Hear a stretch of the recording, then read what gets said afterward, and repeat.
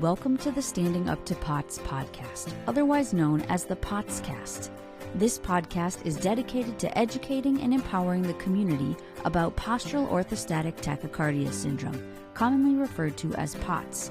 This invisible illness impacts millions, and we are committed to explaining the basics, raising awareness, exploring the research, and empowering patients to not only survive but thrive.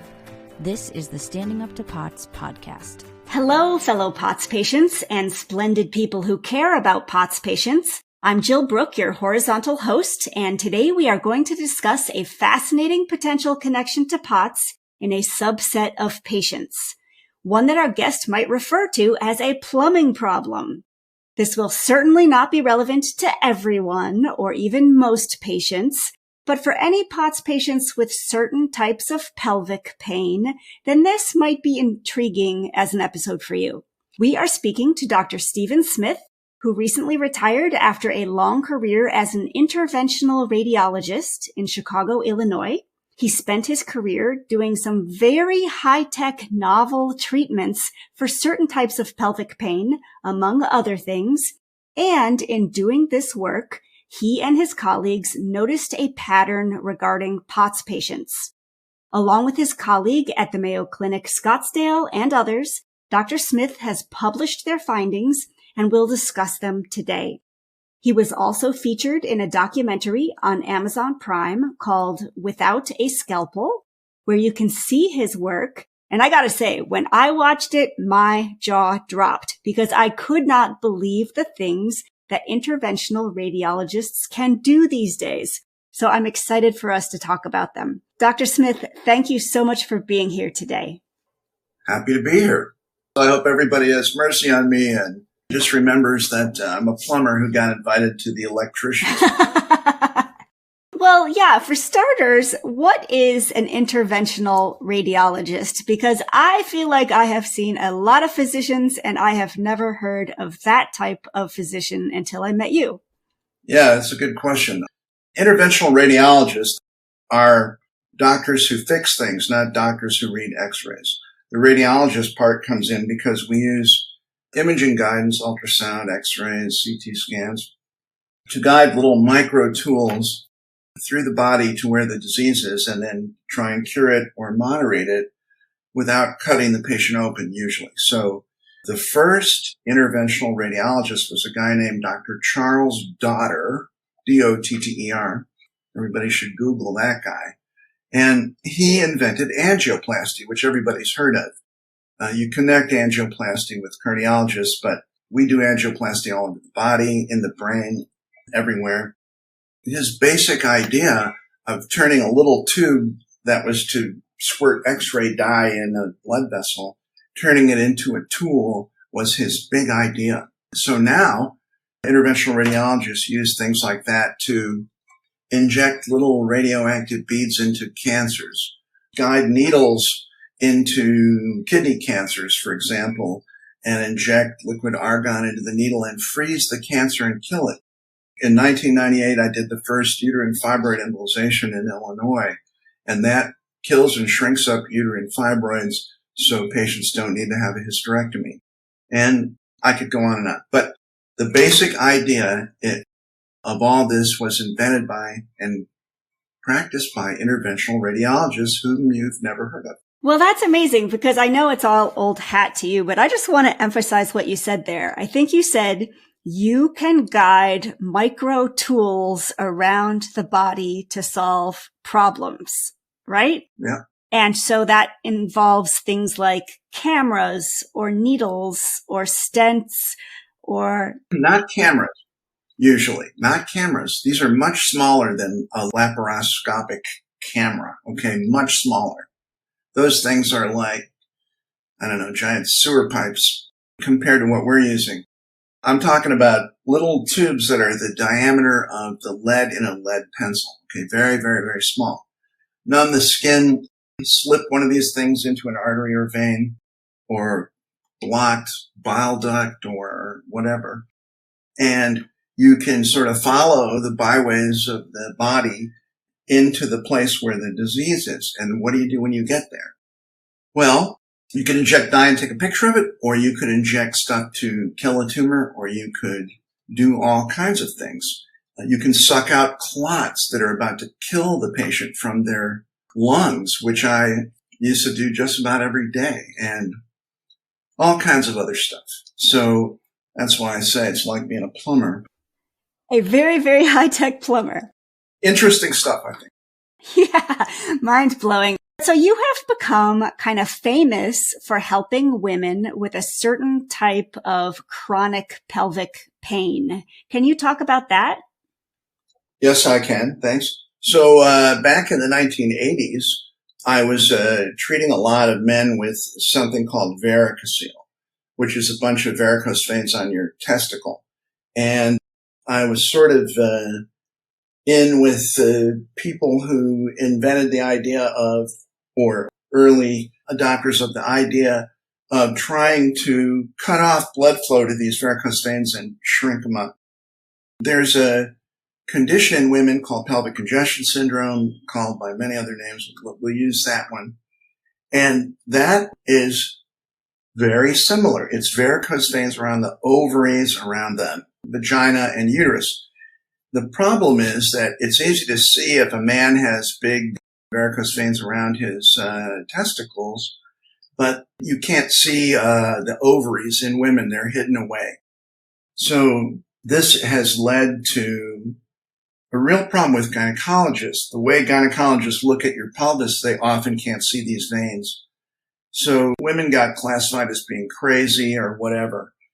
The problem is if you've got pain and you keep complaining of pain, and they do a laparoscopy or they look up your vagina or they do whatever, they may just say that you're crazy or something like that. And in fact, they evolved this word myofascial pain, which means, gee, your pelvis is tender inside when we push on things. So you have myofascial pain. If you think of it, myofascial pain is a terrible, terrible term. That would be like calling polio weakness. In other words, polio is caused by the polio virus. Weakness is maybe a symptom of polio.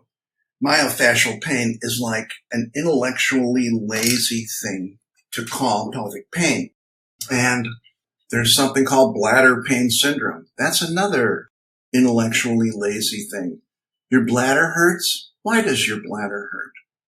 It just tells you that the people that call it that have hit a brick wall and really don't know what to do, and they're just stumped. So it turns out that veins can cause aching pain in your pelvis, in your bladder, and everybody has seen somebody with like big bulging varicose veins on their leg. And some of those people, if they told you that their leg hurt or was aching all the time, you would sort of cluck sympathetically and you would understand it.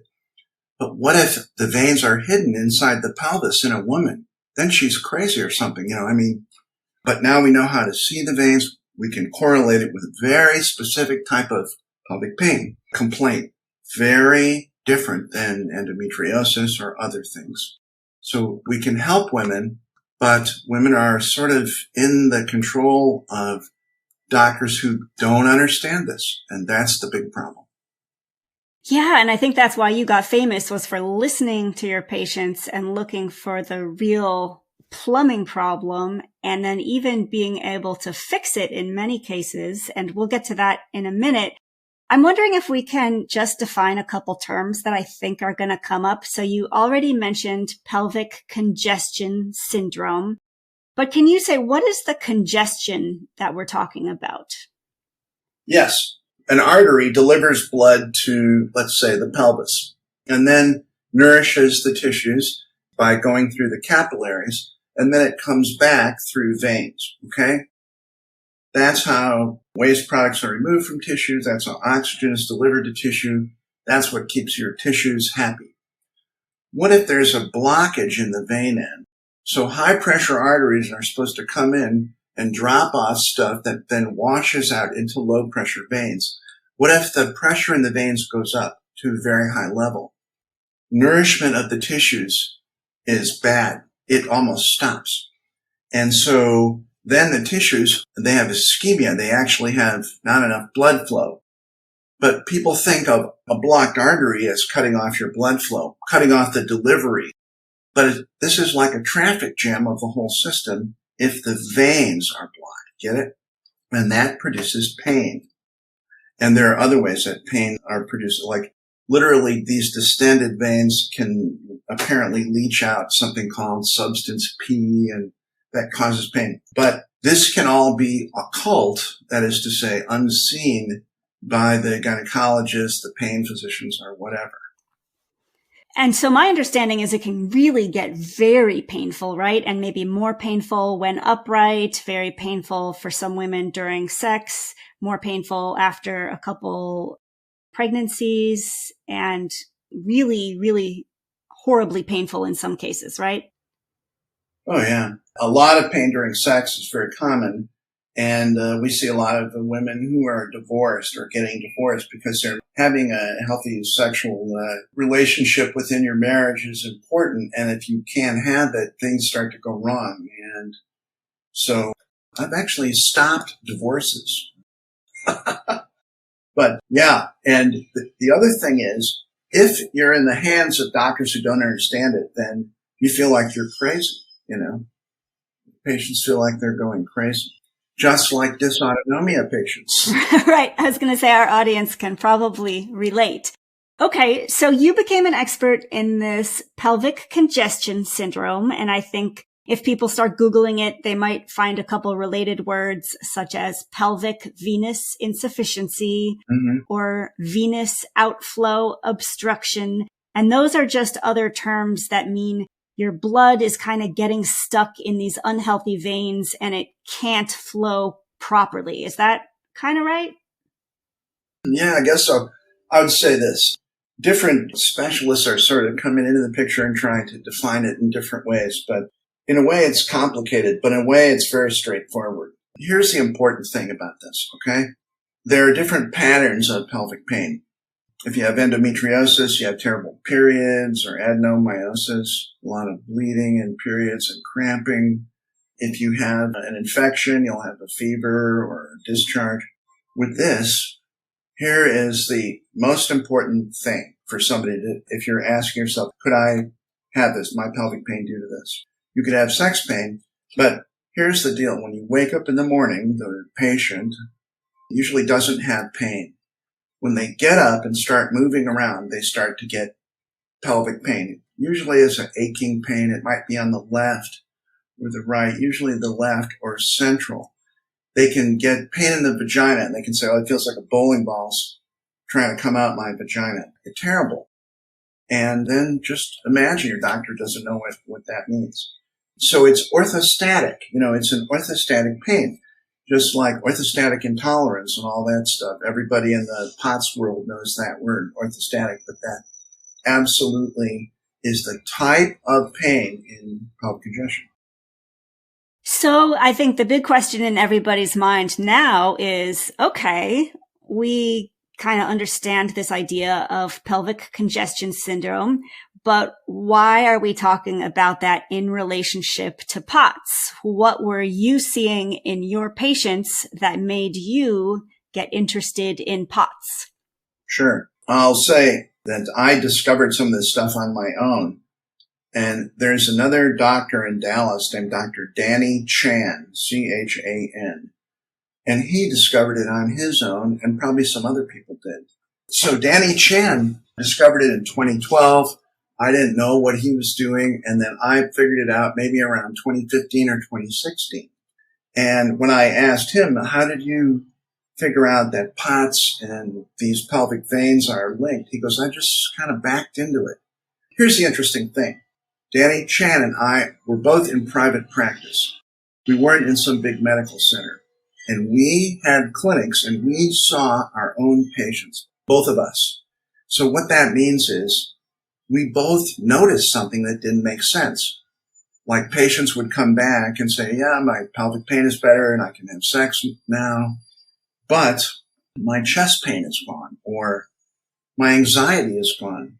And I had a patient, in 2015, I think, who said, my pelvic pain is gone, my sex pain is gone, but my interstitial cystitis is gone. Interstitial cystitis is a mysterious disease of unknown cause that, messes up your bladder. It's not a bladder infection. It's not due to germs. It's a specific condition of unknown cause. Urologists are in charge. They have no idea what causes it. So she said she had gone to the University of Chicago for 12 years and had 20 bladder inflations with steroid solution because they think it's an inflammation. And boom, it's gone. And I said, listen, I didn't even know you had that. And she said, oh yeah, well, I didn't tell you because I don't want to tell people all the things that are wrong with me because then they'll think I'm crazy. And that's a thought to hold on to. Turned out that she also had a chest pain syndrome, and that ended up going away. She had a tilt table thing, and she had some kind of POTS. So what I did is I had 3 days off. Luckily, I'm divorced, so I had nothing to do but read articles. I read about 100 articles about it that are related to those two conditions. And all of a sudden, I figured it out. Lack of blood flow going north from below the waist is very, very common in dysautonomia. They don't know how it happens, and there are a million theories. But I thought, what if it's because your pelvic veins are just creating a big stagnant pool of blood that can't go north of the waist because of a blocked vein, because of stretched out veins? I still didn't know what was making those veins abnormal.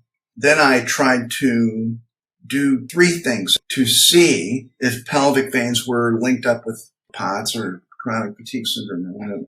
I did 3 things. Number 1, I made a big, huge questionnaire about all those things and more that we gave to every patient when they came in, every pelvic congestion patient, and then 3 months and 6 months and a year later. And I think you mean symptom surveys, right? Because you figured out that patients were not telling you all of their symptoms because they didn't want to sound crazy. So you decided to make a survey that would ask about everything, right? Well, because they weren't telling us. Mm-hmm. So the survey, this big survey, was a clinical tool. It wasn't really a research project at that point. It was just, hey, I realized that these patients were so miserable, but it wasn't just from pelvic pain. One of my patients is the administrator for the Pelvic Congestion Syndrome Facebook group, which has 7,000 members. And I said, look, do your PCS sufferers complain of like terrible fatigue or heart flutters or, migraines, a bunch of other stuff? Oh, yeah. So I made another questionnaire, and she sort of midwifed the deal to get it in front of some of these patients. And so we ended up with 400 responses. The results of that just were published in Phlebology. And so that asked the question, do pelvic congestion patients who are drawn together in a support group just for pelvic congestion syndrome and who have been diagnosed by a doctor, do they have all this other stuff? Do they have Ehlers-Danlos syndrome? Do they have a lot of stuff? Can I just tell something funny? Oh, yeah. So I, of course, have been researching some of this in preparation, and I have gone into that Facebook group, and it's amazing how many of those patients are dysautonomia and Ehlers-Danlos patients. I felt like I was just in a POTS group, and it was nuts. It was about pelvic congestion syndrome. But the other funny thing, obviously, I've been looking at lots of data and papers about this, but the thing that the photo that spoke 1,000 words was, I believe, a row of patients in your waiting room, all of whom could put a leg behind their neck. Oh, I was in a group, and, my clinic day, it would be like the bar scene in Star Wars. I had all these different patients. Then the rest of my partners, and one of my partners said, are you running an Ehlers-Danlos clinic? Because, in other words, is that a business plan for financial success, doctor, going into some rare disease instead of just taking care of? It was funny. It was like, what are you doing, Steve? Yeah. So it definitely, I mean, I realize it's not data, but it's definitely noticeable that there's a lot of dysautonomia and Ehlers-Danlos patients in your crowd. Here's the deal. The difference between science and just telling people stories is writing it down. So that's what I'm trying to do, by the way. Yeah. You had mentioned the paper that recently came out. And can you tell us a little bit more about what? One of them was the Facebook paper, Mm-hmm. but the other one, and this is the third thing that I was launched into, was an imaging review. So the Facebook thing is just asking people with PCS about every other symptom you can think of. And then there's asking our own patients with PCS about those things. But then, along with Dr. Grace Knutinen at the Mayo Clinic Scottsdale Interventional Radiology Department, we ended up with a few hundred patients who had the diagnosis of POTS. And we got permission from the IRB to do an imaging review on all those patients. In other words, we wanted to see if they'd had CT scans of the pelvis and see if we could see an increased incidence of abnormal pelvic veins in patients who had been diagnosed with POTS syndrome. So that's looking at it from the other way, from POTS toward veins, instead of looking at it from veins toward other stuff. And we ended up with a control group of, like normal kidney donors at the Mayo Clinic. I don't work at the Mayo Clinic, by the way. I'm just a kibitzer there. So we had that, and it turned out that 70% of the patients who had the POTS diagnosis had mostly narrowed iliac veins. In other words, the outflow of blood from below the waist is pinched and cut off, and we only are inferentially thinking that actually is causing a shortage of blood flow to the upper body. I think it may be, gee whiz. But that is the part of the pathophysiological mechanism that's already known about POTS or, a lot of this other stuff, dysautonomia, whatever. So, maybe we're on to something. And then, I talked to Danny Chan, who's a brilliant guy. And so, he and I went to the site of interventional radiology meeting, and we were showing cases and talking to people, and people were just freaking out. It was very interesting, but change is bad sometimes. In other words, you say something like this and it upsets people, but I am trying to take this a step further. Maybe we'll talk about that later. Yeah, I'd like to just kind of emphasize what you said there, because I think it's so fascinating that you looked at CT scans of POTS patients versus healthy controls who are kidney donors. And you found that the POTS patients had significantly higher rates of having, I think you called it venous outflow obstruction, which is basically narrowed veins coming out of the lower body, meaning that blood is just having a more difficult time going up north. Is that correct? Right. You got it. And so what is causing the vein to be pinched? There is something called May-Thurner syndrome. May and Thurner were vascular surgeons, and they found that sometimes people would clot up their pelvic and leg veins on the left due to a blockage of the left common iliac vein. So where the blockage occurred was invariably where an artery, a big artery, laid over the vein and pressed the vein against the spine, the sacral promontory. But they also described that there was scar tissue that formed around the vein and inside the vein. So it wasn't just pressed upon, because that same anatomy is in everybody, but not everybody gets this. Well, what causes the scar tissue? What causes the vein to be so fragile that it scars down?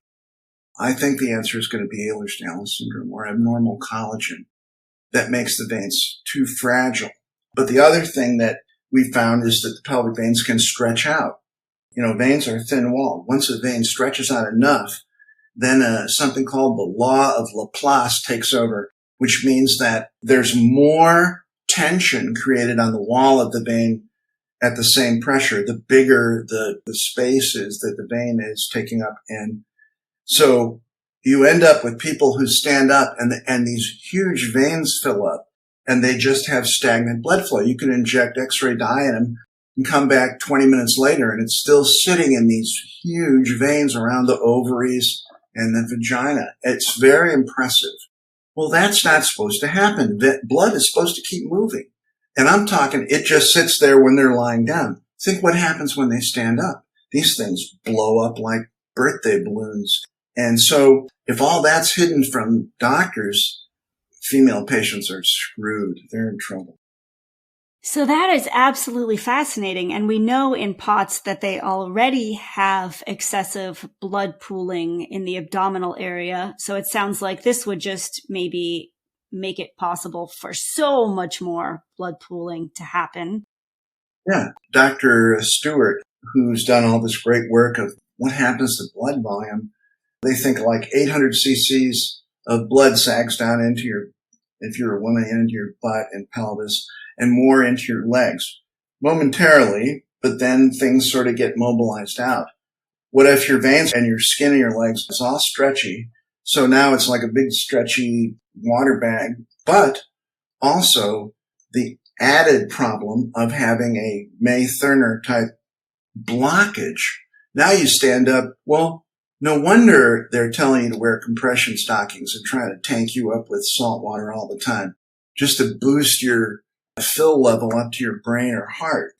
So maybe there's another factor, at least in some patients, that could be fixed. The big deal about this is that give me 2 hours, I can fix these veins, okay? Like the U.S. Army Corps of Engineers, drain the swamp and channel the river straight. And then what? Maybe you can help people, right? Well, let's talk about that. And I guess I just wanted to emphasize also, I believe in that 2020 paper that you wrote with Dr. Knutinen and colleagues, I think that there was some mention that potentially this blood flow not being able to get out of the lower body might contribute to POTS. I think that anecdotally, you guys have said that POTS patients report feeling better in terms of their POTS symptoms after your treatments. So let's talk about what your treatments are. And I just, again, want to remind people that they can actually see this. Your documentary is the 3rd episode of Without a Scalpel on Amazon Prime if they want to actually see this in action. Because it's kind of amazing. Can you explain what you do for people with pelvic congestion syndrome? Sure. And also, let me emphasize, if you go and watch that, there's no mention of dysautonomia or anything in there. We made it in 2016. It's just about pelvic congestion syndrome.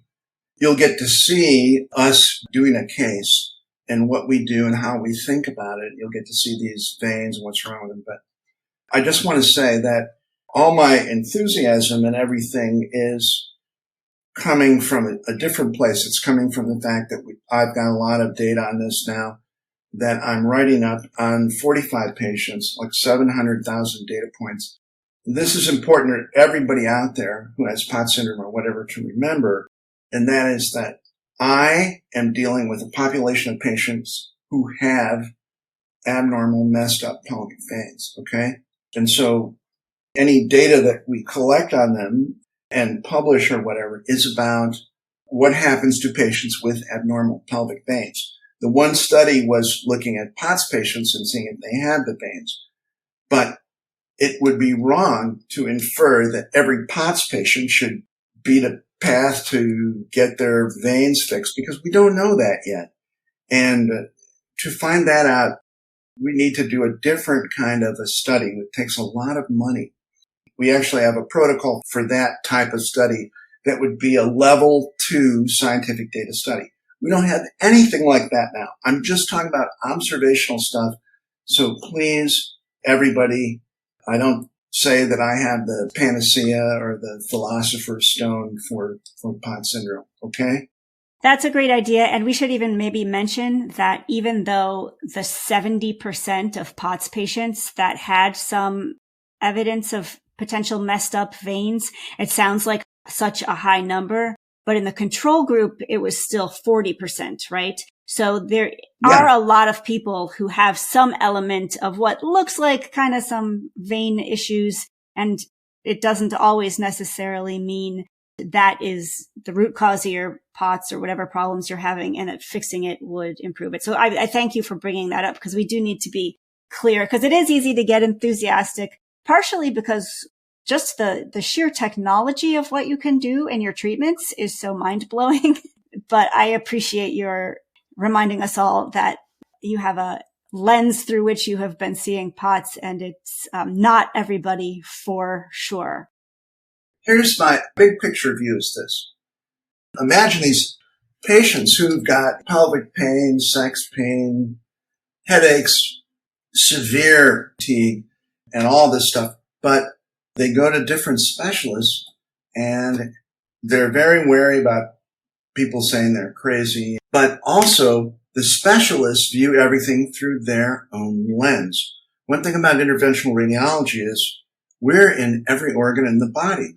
Okay. So from your view, and for this particular group of patients that you deal with, what is your approach to trying to help somebody with pelvic congestion syndrome? Well, they have to have the clinical picture, and then usually we would get this very sophisticated type of movie-like blood flow MRI, where you can just trace the blood flow and you can see what the problem is. And veins might be compressed, veins might be dilated and flowing backwards. Easy peasy to fix all that, just block the blood going down into the varicose veins, stent open the veins that allows blood to get out of the pelvis. And sometimes you have to do other things. Sometimes you have to fix varicose veins in the legs too.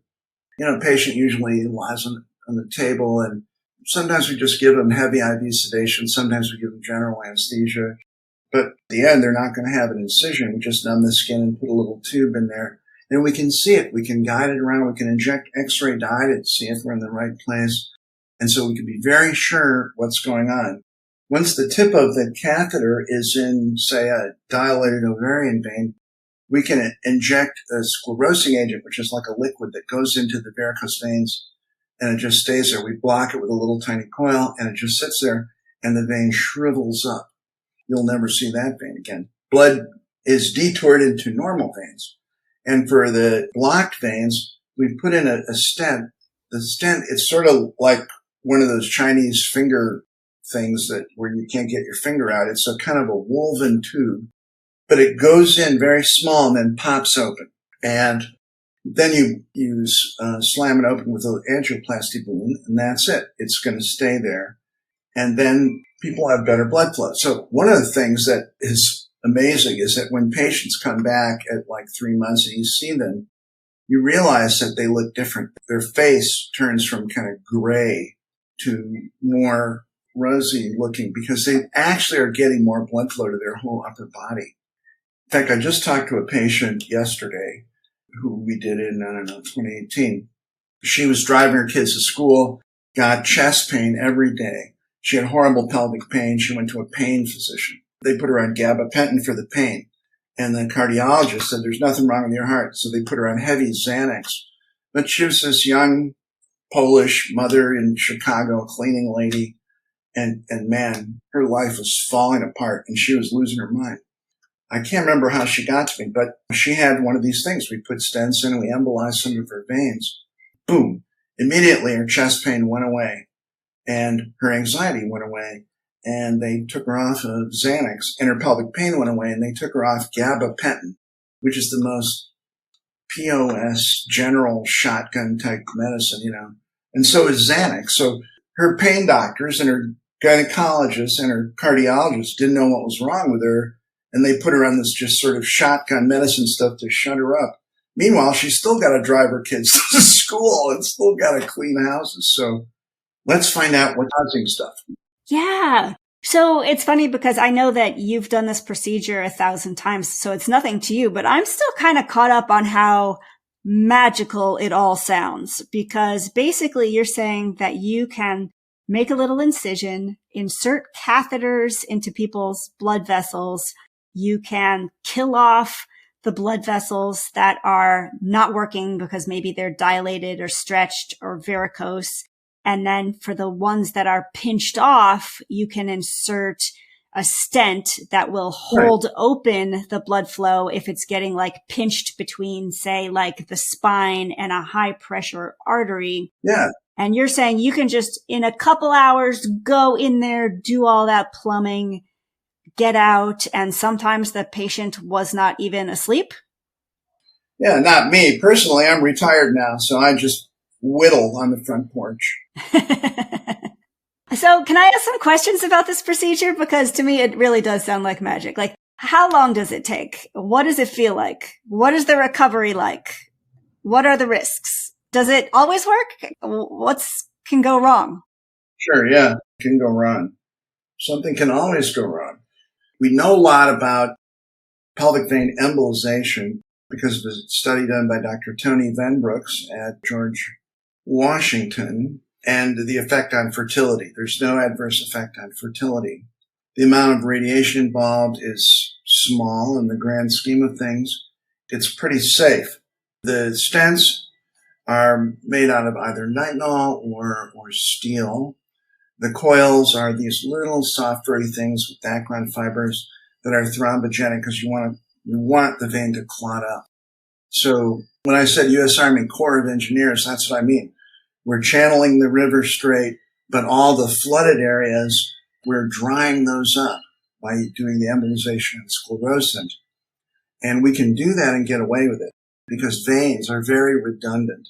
So if we get rid of the bad veins, it's no problem. Blood just goes into normal veins. Who I put stents in 20 years ago come back into the clinic and they're fine. Patients end up having to take at least a baby aspirin a day, just if they have stents. We don't put them on full anticoagulation because that's its own problem. So patients are sore afterwards for a while. And when we used to use these real strong steel stents, they had a lot more stent pain, like for weeks or months. And then it would go away. Now they use different kinds of stents that are grippy and stay in the right place. They're not overly expansile. They're not that rough on the neighborhood, I guess. They're pretty safe. We've used them for many years for everywhere in the body. I mean, I've used them in the brain, the liver, the kidneys, even the intestinal blood supply, all kinds of stuff. So I always have been thinking that Ehlers-Danlos syndrome patients have these weak, floppy veins, but they can stand up to having a catheter being put in them? Well, we've always known, that Ehlers-Danlos of the vascular type causes arterial aneurysms and all kinds of other crazy stuff and intestinal perforations.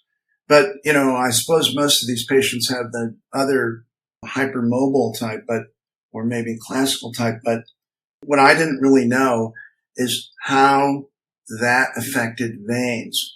But now that I did this review, I see that people have figured out this vein stuff and the relationship to fibrotic or collagen disease a long time ago. Yes, absolutely. In our study, our statistician, anthropologist person told me that the patients who have Ehlers-Danlos syndrome and the patients that don't both get equal improvement, clinical improvement. So that gives me hope. We don't know everything, but I'll tell you this. In the Facebook group of pelvic congestion patients, 6% said of the 400 that responded said that they had been formally diagnosed with Ehlers-Danlos syndrome. Wow.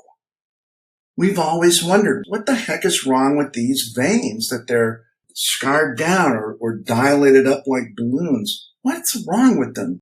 There has to be an intrinsic problem with the veins because other women don't have this. But nobody ever looked for Ehlers-Danlos. Nobody ever did that. So I don't know if I'm the first or maybe there's somebody else. But the point is that it's clear to me that Ehlers-Danlos syndrome affects veins and it messes up veins and it may mess up blood return. not just by the lower body kind of swelling up because it's too stretchy, the skin and the veins, but maybe it's the actual pipeline system is messed up. Do you see? Yeah. If patients get better, I know I'm not fixing Ehlers-Danlos syndrome. No, that's a genetic or a hereditary condition. So the exciting thing to me is this. What if pelvic veins, at least in some patients, could be a pathophysiological link within Ehlers-Danlos syndrome affecting dysautonomia? Do you see? Because you can't fix Ehlers-Danlos syndrome. I mean, I can't.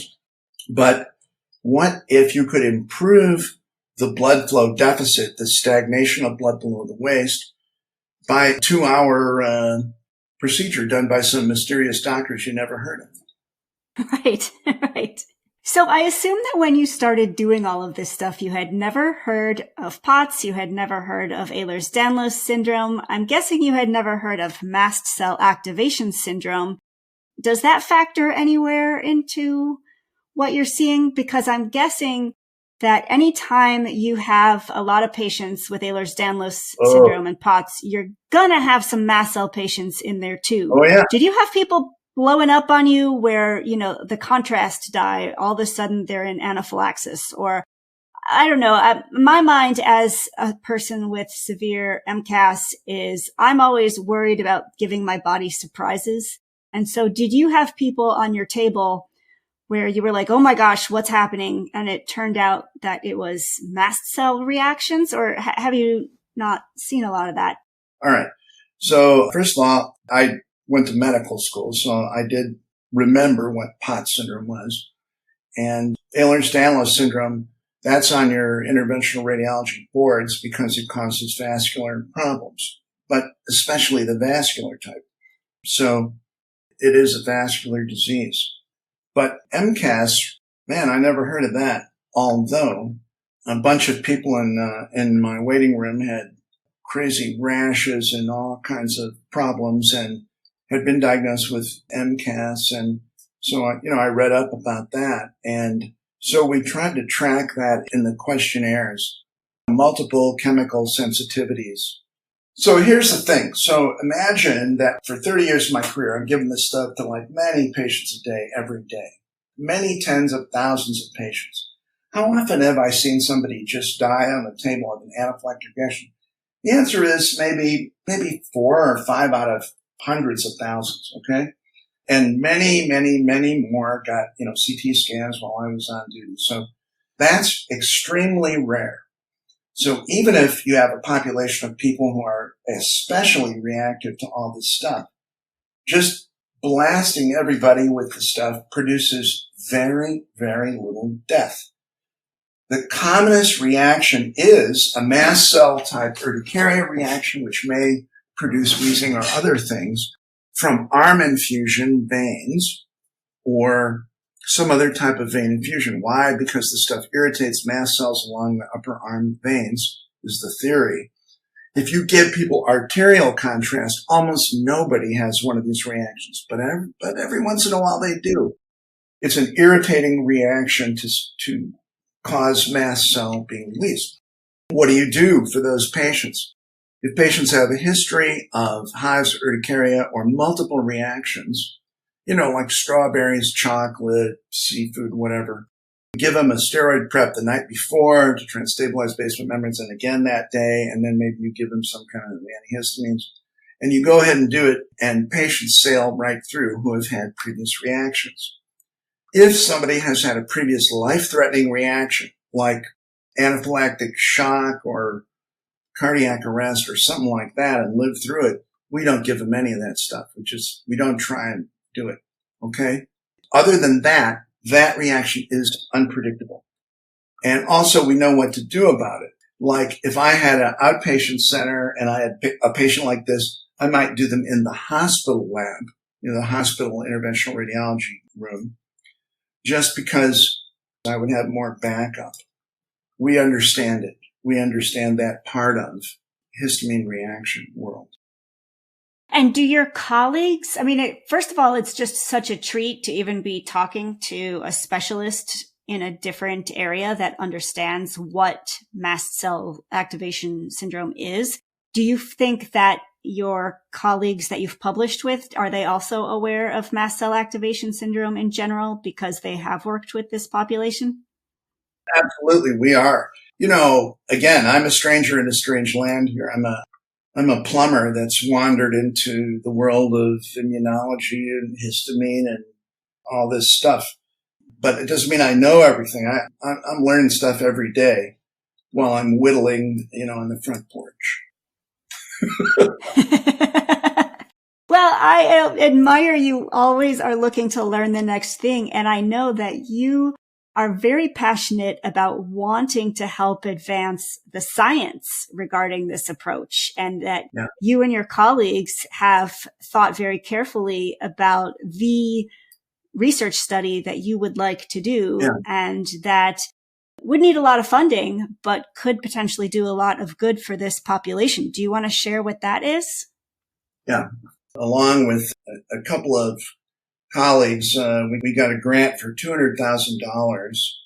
And so there's a multi-center prospective sort of duplication of the questionnaire thing that I'm doing with my patients at a bunch of different centers, Oklahoma City, Denver, Scottsdale, Chicago.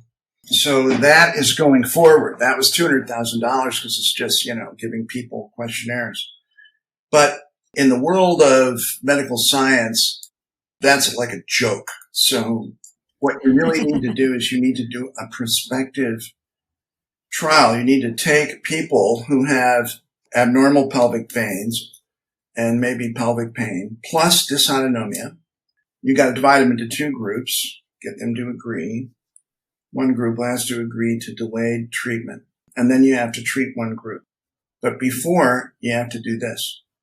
You have to do complete dysautonomia testing. You have to do limited neuropsych testing for brain fog, and memory issues. Because you think those things might improve with this procedure?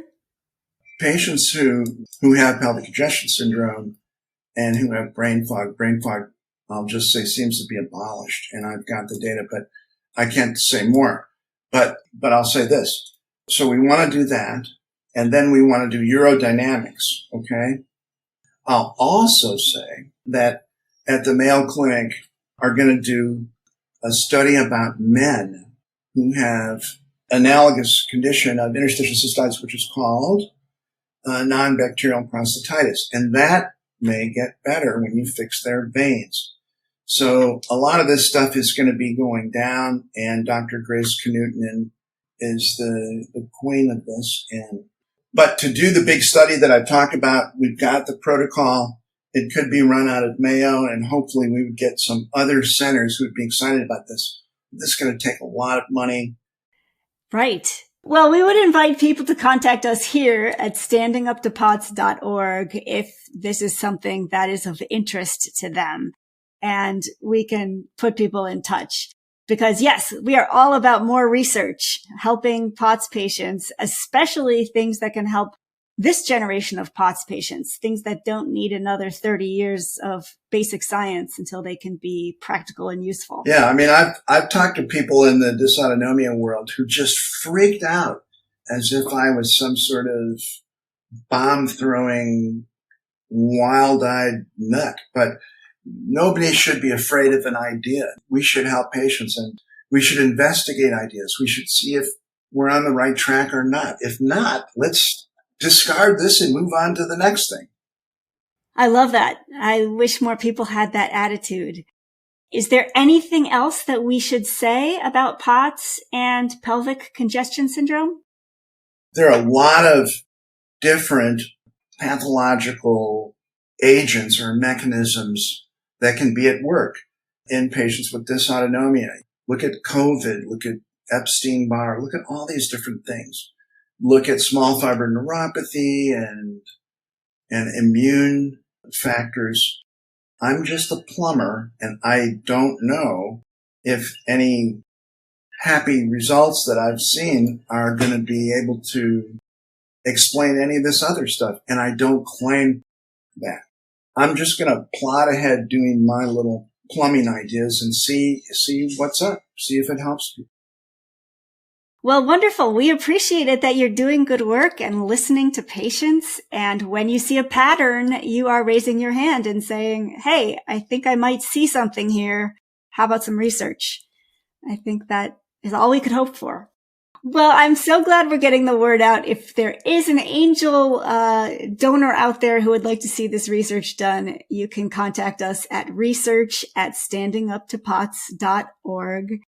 And Dr. Smith, thank you so much for your time today and for your ongoing work to find solutions for people who were often previously told that there was no hope. I know you spend a lot of time working to help people with this, even though you are now retired and could probably be spending your time playing golf or something. So we are incredibly grateful. Thank you for being here today. Yeah, no, I'm buying one of those metal detectors for the beach, because you might find it. So thanks for having me. Thanks, Ms. Brooke, and good luck to everybody suffering with POTS out there. Okay, listeners, we hope you enjoyed today's conversation. We'll be back again next week, but until then, thank you for listening. Remember, you're not alone, and please join us again soon. As a reminder, anything you hear on this podcast is not medical advice. Consult your healthcare team about what's right for you. This show is a production of Standing Up to POTS, which is a 501c3 nonprofit organization. You can send us feedback or make a tax-deductible donation at www.standinguptopots.org. You can also engage with us on social media at the handle Standing Up to POTS. If you like what you heard today, please consider subscribing to our podcast and sharing it with your friends and family. You can find us wherever you get your podcasts or at www.thepotscast.com. Thanks for listening.